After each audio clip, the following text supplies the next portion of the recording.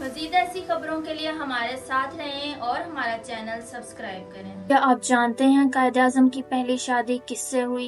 इन पर कातिलाना हमला करने वाला किस जमात से ताल्लुक रखता था? कायद-ए-आज़म लंदन में तालीम के दौरान कितने अरसे तक एक्टिंग करते रहे? कायद किस मसलक के पैरोकार थे? इनके दिल्ली और मुंबई वाले बंगलों में अब कौन रहता है?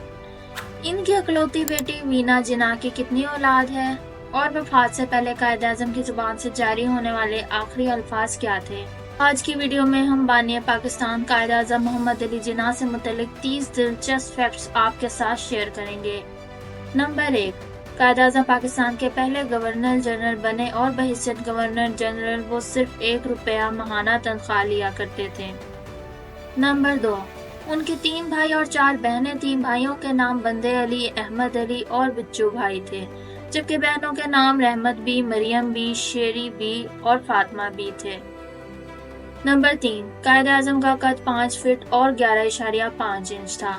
नंबर 4, कायद-ए-आज़म की पसंदीदा सिगरेट ट्रेवल ए थी, जबकि उनका पसंदीदा खेल स्नूकर था। नंबर 5, कायद-ए-आज़म ने कराची में अपनी जिंदगी के 17 साल गुजारे। नंबर 6, कायद-ए-आज़म ने मुंबई से वतन नामी एक गुजराती अखबार भी जारी किया था। नंबर 7, कायद-ए-आज़म पर नाकाम कातिलाना हमला रफीक साबिर ने किया। 1943 में मुंबई में किया गया। रफीक साबिर का ताल्लुक मौलाना अनायतुल्लाह मशरकी की खाकसार पार्टी से बताया जाता है। नंबर 8, कायद-ए-आज़म को ये एजाज भी हासिल है कि वो हिंदुस्तान के सबसे कम उम्र तालिब इल्म थे। उन्होंने बरतानिया से लॉ का इम्तिहान पास किया। वो महज 20 साल की उम्र में मुंबई शहर के इकलौते मुसलमान बैरिस्टर थे। नंबर 9, कायद-ए-आज़म को वकालत के साथ साथ अदाकारी का भी शौक था। यही वजह है कि उन्होंने बतौर वकील अपने कैरियर को छोड़कर लंदन के एक थिएटर ग्रुप को ज्वाइन कर लिया, लेकिन वालिद साहब के इसरार पर जल्दी वकालत में वापस आ गए। नंबर 10, कायद-ए-आज़म ने कभी अपने फैशन और ड्रेसिंग सेंस को नजरअंदाज नहीं किया। उन्होंने कमरा अदालत में एक टाई कभी एक से ज्यादा बार नहीं पहनी, यहाँ तक कि उन्होंने मौत के वक्त भी अपनी बाकायदा ड्रेसिंग को बरकरार रखा। नंबर 11, कायद-ए-आज़म की पहली शादी 16 साल की उम्र में एनी बाई नामी खातून से हुई। नंबर 12, कायद-ए-आज़म की दूसरी अहलिया का नाम रतन बाई था। वाज़ह है कि 19 अप्रैल 1918 को कायद-ए-आज़म रतन बाई से रिश्ता इज़्दवाज में मुंसलिक हुए। कायद की इकलौती बेटी का नाम दीना जिन्ना था। दीना जिन्ना ने अपने वालिद की ख्वाहिशात के बरअक्स एक पारसी नौजवान नेविल वार्डिया से शादी की। दीना वाडिया का एक ही बेटा पैदा हुआ, जिसका नाम लूसनी वाडिया है। लूसनी वाडिया इस वक्त तक जिंदा हैं और इनका शुमार इंडिया के बड़े बिजनेसमैन में होता है। लूसनी वाडिया के 2 बेटे हैं। कायद-ए-आज़म के बड़े परनवासे जहांगीर वाडिया अपने बाप की तरह कारोबारी शख्सियत हैं। इनकी गो एयर के नाम से प्राइवेट एयरलाइन भी है। जहांगीर वाडिया का छोटा भाई निस वाडिया भी अरबपति बिजनेसमैन है। इंडियन प्रीमियर लीग के पंजाब किंग्स फ्रेंचाइज के मालिक नीस वाडिया हैं। नंबर 13, भारतीय सियासतदान तेज बहादुर ने एक मरतबा कायद को बिगड़ा और शरीफ बच्चा कहा था। नंबर 14, गांधी ने कायद-ए-आज़म के लिए कहा था कि इन्हें कभी खरीदा नहीं जा सकता। नंबर 15, लॉर्ड वेवल ने कायद-ए-आज़म के बारे में कहा था कि इनसे बातचीत करना बहुत मुश्किल है। नंबर 16, कायद-ए-आज़म के खसूसी हवाई जहाज का मॉडल वाई किंग था। नंबर 17, कायद-ए-आज़म की लहद मुबारक पर सूरह नसर कुंदा है। नंबर 18, कायद-ए-आज़म पूरी जिंदगी में कभी जज्बाती नहीं हुए, ताहम उन्होंने जिंदगी में पहली और आखिरी मर्तबा जज्बाती होकर 3 जून 1947 को पाकिस्तान जिंदाबाद का नारा लगाया था। नंबर 19, कायद-ए-आज़म ने अलीगढ़ यूनिवर्सिटी इस्लामिया कॉलेज पेशावर और सिंध मदरसतुल इस्लाम कराची को अपनी जायदाद देने की वसीयत की थी। आजादी के बाद कायद-ए-आज़म की हिंदुस्तान में 2 रिहाइश गाहें रह गईं। मुंबई के मालाबार हिल पर आज भी कायद-ए-आज़म का बंगला मौजूद है। दिल्ली के 10 औरंगजेब रोड पर कायद-ए-आज़म का 12 किनाल का 2 मंजिला बंगला था। आजादी के बाद कायद ने इसे 2.5 लाख रुपए में बेच दिया।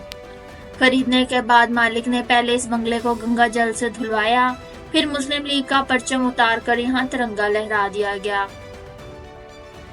इस बंगले में आजकल हॉलैंड के सफीर रहते हैं। नंबर 20, कायद-ए-आज़म पाकिस्तान के पहले चीफ स्काउट थे और उन्होंने ये जिम्मेदारी 22 दिसंबर 1947 को कबूल की।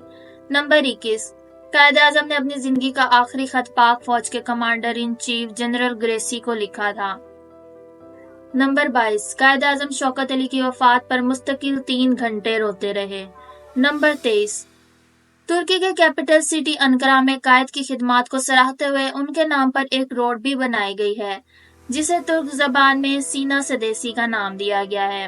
नंबर 24, कायद आजम के जाती मुआलिज कर्नल इलाही बख्श अपनी किताब with the Quaid Azam during his last days में लिखते हैं कि बानी पाकिस्तान के आखिरी अल्फाज जो मैंने अपने कानों से सुने वो ये थे कि मैं अब नहीं। जबकि मादरे मिलत मुहतरमा फातिमा जिन्ना के मुताबिक कायद आजम ने अपनी वफात से चंद लम्हे कबल कमजोर आवाज में जो अल्फाज दोहराए वो ये थे, फाती खुदा हाफिज। इसके बाद उन्होंने कलमा तैयबा पढ़ा और इनकी रूह परवाज कर गई। नंबर 25, एक मरतबा कायद आजम अपने मुंबई वाले घर से पार्लियामेंट सेशन में शिरकत के लिए बरसता रेलगाड़ी दिल्ली को रवाना हुए। इसी ट्रेन के डब्बे में एक मॉडर्न खातून सवार हुई। जब ट्रेन मंजिल की जानिब रवा दवा हुई तो कायद आजम हस्बे मामूल अखबार पढ़ने में मशगूल हो गए।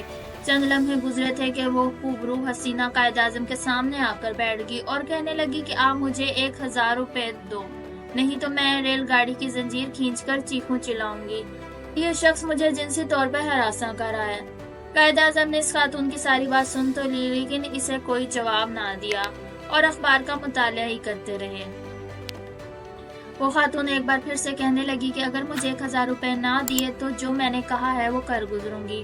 कायद आजम एक बार फिर से खामोश रहे तो खातून उनके करीब आई और उनके बाजू को हिलाकर अपनी तरफ मुतवज्जा करते हुए एक बार फिर से वही सब कुछ कहने लगी।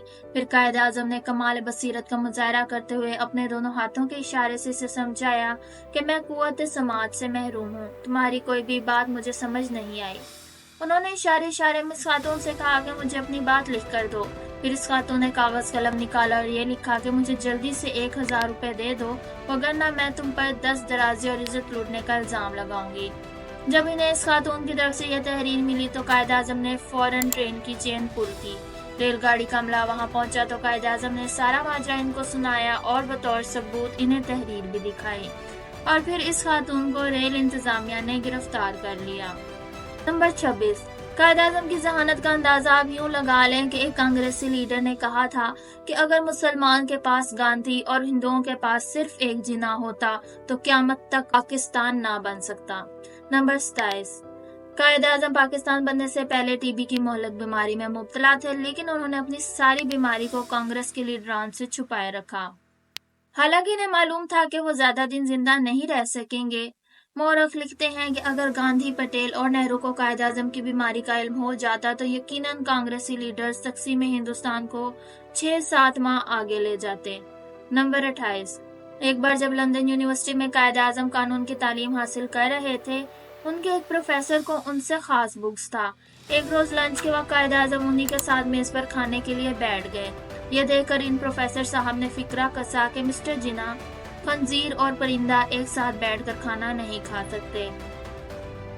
इस पर कायद आजम ने पुरसुकून रहते हुए जवाब दिया कि प्रोफेसर आप परेशान ना हो, मैं उड़कर किसी और टेबल पर चला जाऊंगा। ये जवाब सुनते ही प्रोफेसर साहब तो गुस्से में आ गए और उन्होंने अपनी बेइज्जती का बदला लेने की ठान ली। एक दिन उन्होंने कायद आजम से सवाल किया, अगर तुम्हें रास्ते में 2 बैग पड़े हुए मिले जिनमें से एक में दौलत हो और दूसरे में जहानत हो, तो तुम कौन सा बैग उठाओगे? इस पर बगैर किसी हिचकिचाहट के कायद आजम ने जवाब दिया, मैं दौलत उठाऊंगा। प्रोफेसर साहब ने तंजन मुस्कुराहट के साथ कहा, तुम्हारी जगह मैं होता तो दनाई वाला बैग उठाता। इस पर कायद आजम फौरन बोले, हर इंसान वही चीज उठाता है जो इसके पास नहीं होती। नंबर 29, एक दफा रात के आखिरी पहर में वायसराय इंडिया माउंटबेटन ने जवाहरलाल नेहरू को फोन किया तो वो सो रहे थे। कुछ देर बाद माउंटबेटन ने कायद आजम को फोन किया तो वो जाग रहे थे।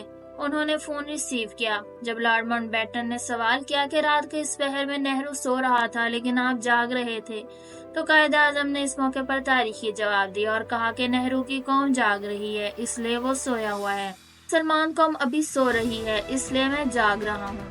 नंबर 30, गांधी ने कायद आजम से पूछा कि आप मुझे बताएं कि आप कहाँ बैठकर अपने आइडिया सोचते हैं।